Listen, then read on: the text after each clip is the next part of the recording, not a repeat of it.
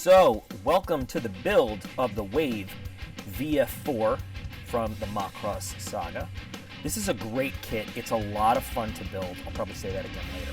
I'm going to start with the mid-fuselage section because I just want to get it built to see how it all comes together and get a little more experience with the fit and finish of this kit before I go on to do the fuselage the forward fuselage and the painting and stuff like that. So that's where I'm starting off on this. So enjoy the show. This whole thing is going to be pretty much fast motion with some music and a little bit of narration from me here and there. I want to apologize that I know some of the time there's going to be some difficulty seeing some of what I'm doing, and it might be a little bit blurry. I was experimenting with a new camera angle I've been messing with for a little while. It doesn't quite work. You'll notice that by the end of the video, I'm back to the original straight down vertical angle that I've been using all along. It just works better, but you know, it is what it is for a while anyway. Sorry.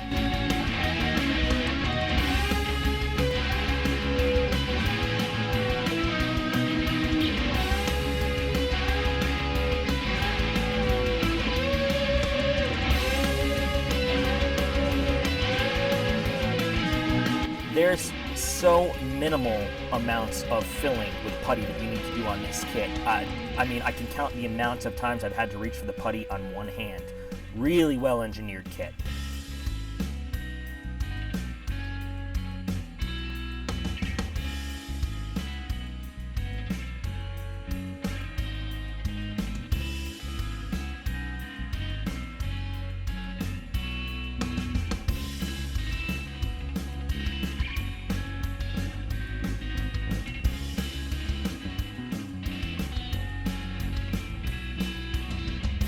Okay, now normally I would always lay down an Alclad primer base before I put Alclad lacquers on, but these are all going to be places where they're not going to be rubbed against or touched or anything like that.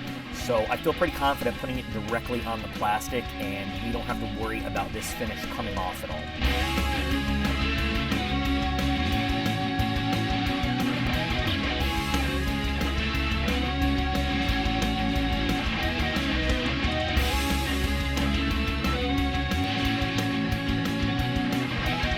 I didn't show the label on this, but this is Alclad Lacquer Jet Exhaust, which is a really good color for, guess what, jet exhaust. So it's going to work well for the interiors here and the posable pieces that you're going to see it on.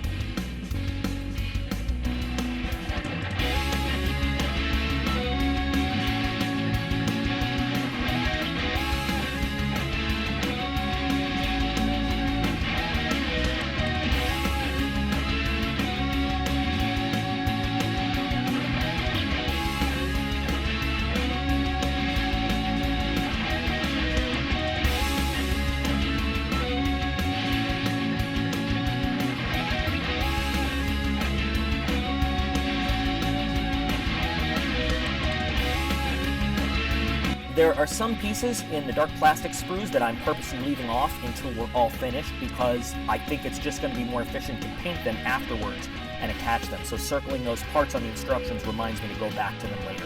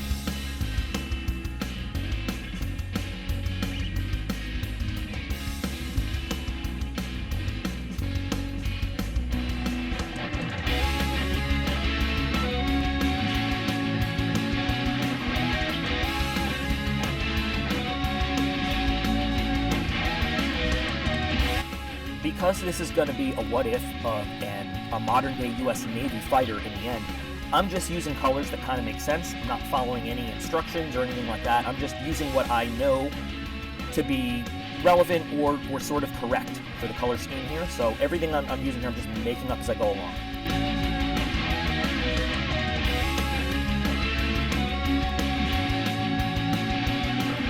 Inside the cockpit, I'm using a combination of just standard flat black and NATO black on various pieces, just to get a difference in sheen so it doesn't look all plastic toyish when it's all done.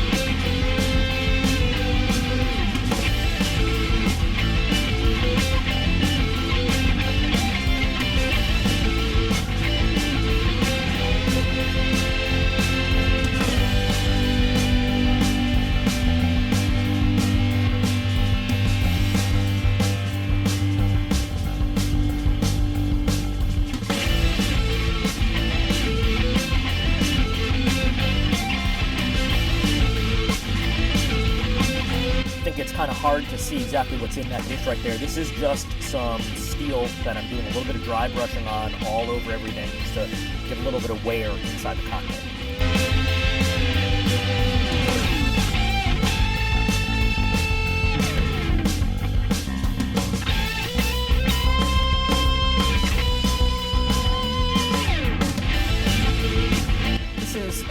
Games Workshop Steel Legion Drab because, cool trivia fact, if you didn't know, Navy pilots don't wear black boots like the other services, they wear brown.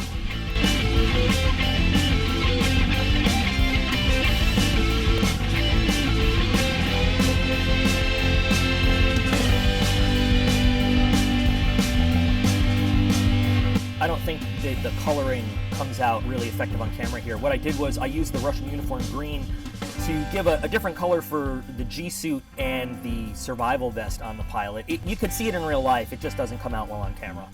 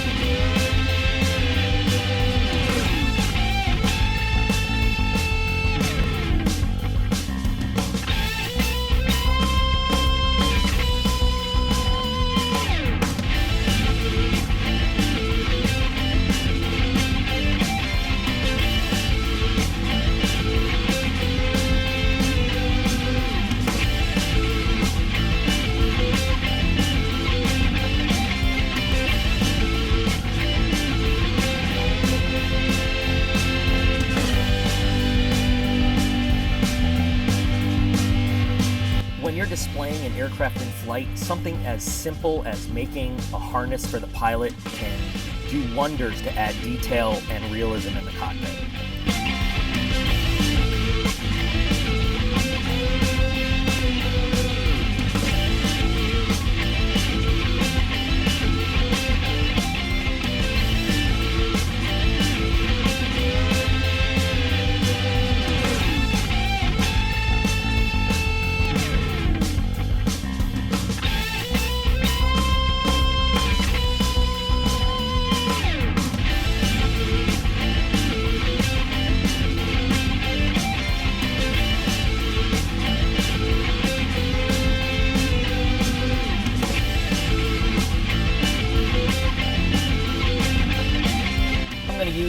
Dials right here from my grant. I'm going to put them in those corners below the main instrument panel because it just looks kind of empty here.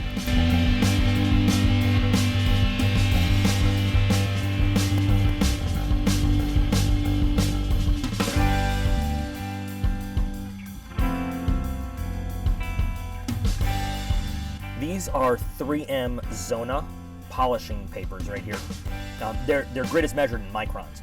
So once I sanded off that little seam over there on that piece of clear, you don't even really, I mean, some people use polishing compound and everything, but with a little bit of water and progressively sanding down with the zonas here, all you really need to do is polish it nice and smooth and then dip it in like a clear, like I'm gonna do, and it's perfect.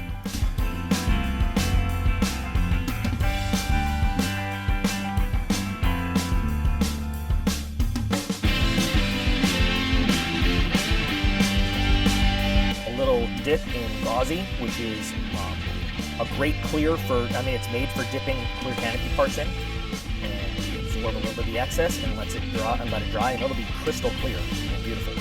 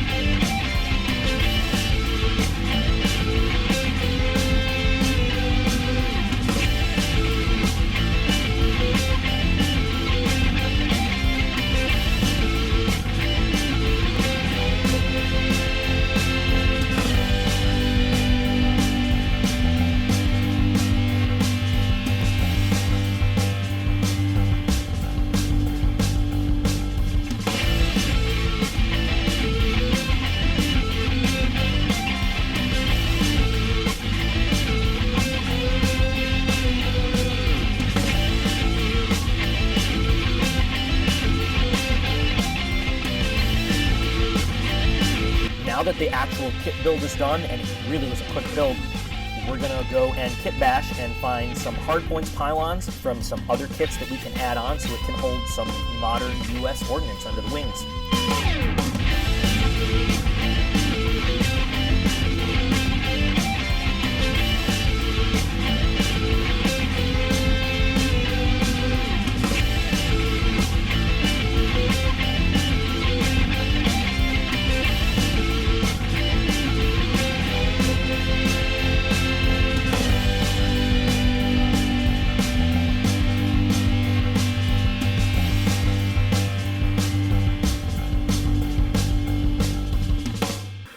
So with the selected hardpoints and pylons put on, we're at a point now where we can call construction finished. The buyer here gave me kind of what he called artist freedom to do what I want in terms of the armament, and I decided we're gonna do a little bit of air to air. We're gonna do mostly air to air rather, with just a little bit of air to ground. You know, I normally don't put, I've never put harpoons or anything like that on, but I have these harpoon models, and I'm pretty sure these are the slam version, so it'll look pretty cool on there. And even though we're messing around putting 148 scale Russian hardpoints on the bottom of this, it is a what if, so we can do whatever we want, but everything else is proper scale American hardpoints using some MiG-21 Russian actual hardpoints to hold the launch rails. which is pretty cool. But, you know, it is what it is. It's a cool plane. It's a great kit. It goes together. You could almost do it without glue, and it's actually a lot of fun to put together. It's a really well-engineered kit. Very little cleanup needed. I, you know, added a couple little details in the cockpit there, but it looks pretty nice. And the paint scheme for this is going to be probably leaning towards VF-103, you know, Jolly Rogers, because that's what he wants. So that's what we're going to do. I just need to get my hands on the decals. I need them to arrive so that we can get them on there. But next part of this series will be the prep and the painting, because I can start that even without the decals. You know, all I got to do is look at pictures of what the completed thing's going to look like, and we can at least start doing that and picking out some little details. I won't forget that I also have some of those little elements to put on still in the dark colored plastic. I saved them for afterwards because I'm going to pick those colors out anyway, and so I might as well just wait till the whole thing's done to put that on. But yeah, this is a cool little build. I like this little guy. So join me for part 2, where we will be painting and decaling.